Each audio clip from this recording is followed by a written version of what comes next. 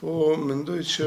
një punë profesionale, sidomos e bërë nga trajneri Foda, mendoj që ka rezultu shumë suksesshëm, sepse veç tjerave dhe veç aspektit sportiv, mendoj që ka vu një rënd dhe një disiplinë dhe një vizion të shëndosh për ekipin tonë. Pastaj dhe është një faktor shtesë, rritja futbollistëve tanë në klubet në cilat po luajnë është evidente. Tashmë nuk jemi skuadër me futbollistë që nuk luajnë, që nuk kanë minutazh, po jemi ekip që kemi futbollistë bartës të lojës dhe jo vetëm bartës të ekipeve në liga do si do, po në liga shumë të njohura, që është liga spanjolle, që është liga italiane, që është Bundesliga, kështu me radhë. Dhe në këtë drejtim mendoj që kemi një rritje goxha të mirë të cilësisë dhe në këtë drejtim mendoj që kemi një perspektivë të ndritur dhe mendoj që po bëhen hapat e duhur. Nuk jemi inferior, bëhet fjalë për çdo ekip, nuk jemi me skuadrën inferiore për asnjë skuadër,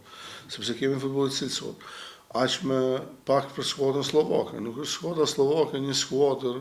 shumë cilësore, është një skuadër e cila e ka përvojën e duhur në këto gara, është një skuadër që ka futbollistë dhe individualistë që dinë të luajnë mirë futboll, ka një skuadër e cila është homogjene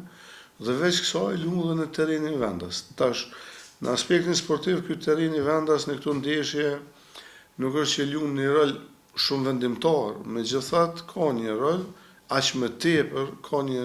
rol për neve si Kosovë të luajmë në Slovaki, në një vend i cili nuk e njeh Kosovën, me tifozeri e cila po kështu është kundër Kosovës, me një atmosferë mediale kundër Kosovës, se skuadra duhet shkojë atje shumë e qetë e përgatitur maksimalisht, profesionalisht në aspektin psikologjik, mënyrë që më pas, duke qenë e përgatitur në aspektin psikologjik, me pas mundësi që ta shtrojë mirë taktikën e lojës dhe të shkojë krejtësisht ngadalë të rezultatit, pa ndonjë nguti, pa ndonjë eufori, sepse ndeshja është, me thonë drejtën, është ndeshje e vështirë. Është një ndeshje e vështirë, sepse vetë faktori që është determinues eliminimi nga gara bën ndeshjen të vështirë, e bën për të dyja palët sigurisht, po ne jemi atje musafir edhe në këtë aspekt duhet jemi shumë të matur. Po duhet ta dim që Slovakia edhe më përpara ka qenë pjesë e botëroreve dhe evropianeve, është një kombëtare me shumë përvojë, pavarësisht që nuk ka shumë futbollistë të cilët luajnë nëpër liga të mëdha e ekipe të mëdha siç i kemi ne, duke filluar me Muriqin, tani së fundmi edhe me Zhegrovën te Juventusi, me Treshën e mëparshme që përmenda tek Hoffenheim, por ka një ekip shumë kompakte, me përvojë dhe si kombëtare me përvojë, kështu që është një përballje shumë e vështirë dhe as pak nuk mund të themi që Kosova e ka të lehtë siç po pretendohet. Mund të jetë një përballje disi e barabartë, 50-50, ku mundësitë edhe janë edhe të Kosovës, po edhe të Slovakisë që të kalojnë tutje. Gjithmonë ndeshja e parë apo e radhës e cila vjen është më e vështirë dhe më e rëndësishme, kështu që mendoj që